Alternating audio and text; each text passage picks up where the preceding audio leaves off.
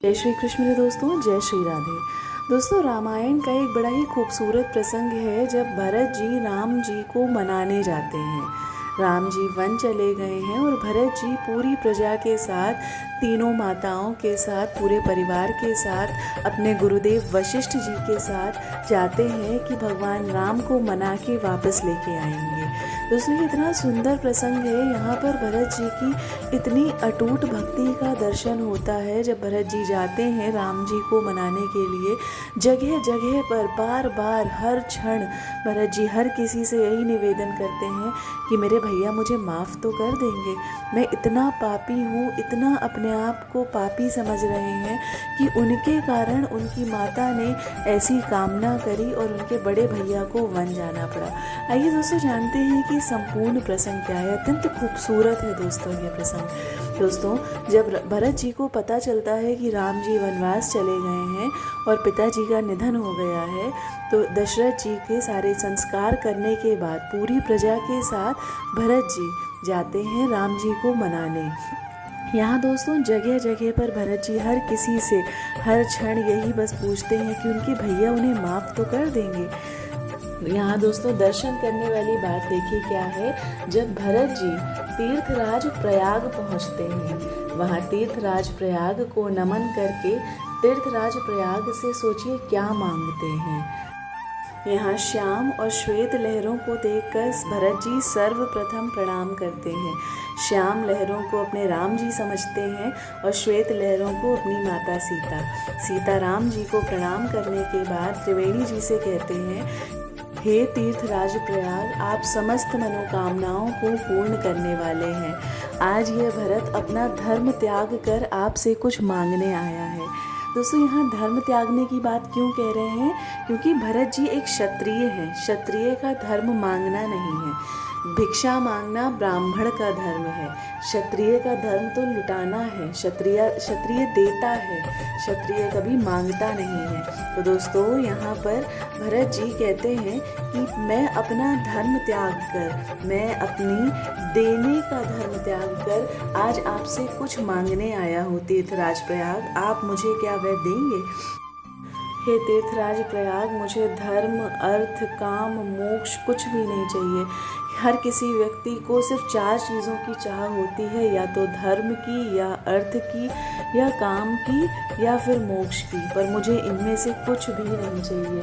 धर्म की रक्षा करते करते मेरे भैया को वन जाना पड़ा। मेरे भैया ने धर्म की रक्षा के लिए 14 वर्ष का वनवास स्वीकार किया। मेरे पिताजी ने धर्म की रक्षा के लिए अपने प्राण त्याग दिए। मेरी माँ ने अपनी कामनाओं की पूर्ति के लिए मेरे भैया को वन भेज दिया। मुझे काम भी नहीं चाहिए, ये कामना सर्वनाश कर देती है। मुझे मोक्ष भी नहीं चाहिए, क्योंकि मैं तो सगुण भगवान का उपासक हूँ। मैं मोक्ष पाकर क्या करूँगा? मोक्ष तो उसे चाहिए होता है जो निर्गुण भगवान की उपासना करता हूँ। मैं तो अपने भैया राम की उपासना करता हूँ। ना मुझे धर्म चाहिए, ना मुझे काम चाहिए, ना मुझे अर्थ चाहिए, ना मुझे मोक्ष चाहिए। दोस्तों, तीर्थराज प्रयाग घबरा जाते हैं कि देने में ही तो ये 4 चीज़ें ही देने वाली होती हैं। कोई मेरे पास आता है मांगने तो वह इन्हीं 4 चीज़ों में से ही कुछ न कुछ मांगता है। जब भरत जी को इन 4 चीज़ों में कुछ चाहिए ही नहीं तो मैं क्या दूंगा? मेरे पास जो होगा मैं वही तो दूंगा। तो दोस्तों, यहाँ दर्शन कीजिए भरत जी क्या कहते हैं। दोस्तों, भरत जी कहते हैं कि मुझे सिर्फ इतनी कामना है कि मेरे प्रभु, मेरे भगवान राम, मेरे भैया राम के चरणों में मेरा प्रेम दिन पर दिन बढ़ता जाए, हर दिन बढ़े। मैं जन्म जन्म तक, हर जन्म तक भगवान राम के चरणों में प्रेम करता रहूं। जन्मों के साथ यह प्रेम बढ़े, हर दिन के साथ यह प्रेम बढ़े। मेरे प्रभु श्री राम, मेरे भैया श्री राम के चरणों में मेरा प्रेम बढ़ता जाए।